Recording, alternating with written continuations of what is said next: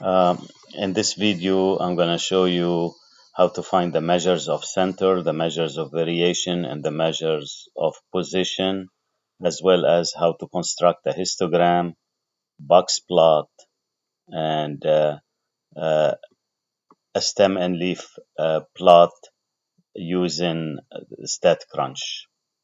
So here's how you do it.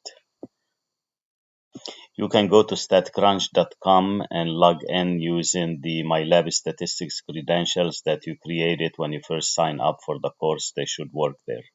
So to find mean, median, standard deviation, you just go to stat.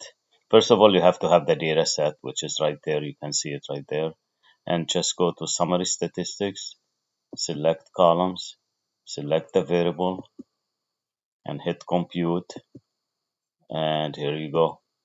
And look, you get the mean, you get the variance, you get the standard deviation. This is very, very important. You get the median, which is the value in the middle position. You get the range, which is the maximum minus the minimum. You get the minimum value, you get the maximum value, you get the first quartile. The second quartile is the median itself, which you already have 23, and then you get the third quartile. Now, how do you create a box plot using Statcrunch? Let me show you. It's very easy. You just go to graph, you go to box plot, you select variable one. You can remove use fences to identify outliers and draw boxes horizontally and hit compute. Well, I said horizontally. Let me see, make sure that I selected horizontally. No, I didn't. Now it's selected. Compute, and here you go. That's the box plot. You can see this is the box plot. This value is the minimum. This value is Q1. This value is Q2. The value right there is Q3. And then the maximum. So this is how you create a box plot. How do you create a histogram? Let me show you. You go to applets. And then you go to histogram with the sliders. Select the column. Let's say it's a variable one. And compute. And this is a histogram. Let's say I want you to start at the value, for example, 10 or 11. If I wanted to start, or 9. So see the slider here? You can move it and give you a starting point. And let's say the class width is 5 instead of 10. If it is 5, you just go like that.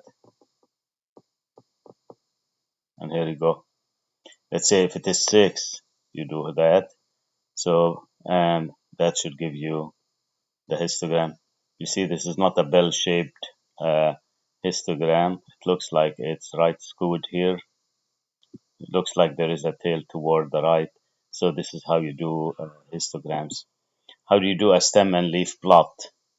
I'll show you. Just go to graph, stem and leaf, variable one, and just hit compute. Here's the stem and leaf. This is supposed to be one vertical line right there. Now, probably you're wondering why there is a 1 and a 1. There should be one stem. Statcrunch, just to make sure that the stem and leaf plot doesn't extend too much horizontally, so it does it this way. But if you guys want, you can remove this 1, 5, 7, 1, 5, 7, 8, and just put 5, 7, 8 right here, and then remove this one. 2, you can remove it. There are no 2s here. You see the 8 here, you can put it just right there, and this is what we call stem, a stem and leaf plot.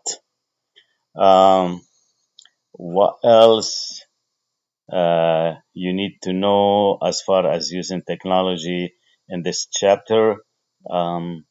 There's nothing else other than the z-score, which I'm going to send you another video pertaining to z-score. So this is how you use technology. I already provided some videos showing you how to use the calculator in chapter 3. One more thing, I want to show you how to find the mode here, for example. In order to find the mode, you need to sort the data from smallest to largest so we can see which number repeats the most. And we go to data, sort,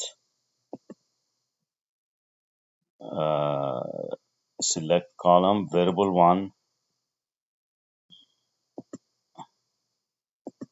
Okay, and select by ascending order, compute, and here you go.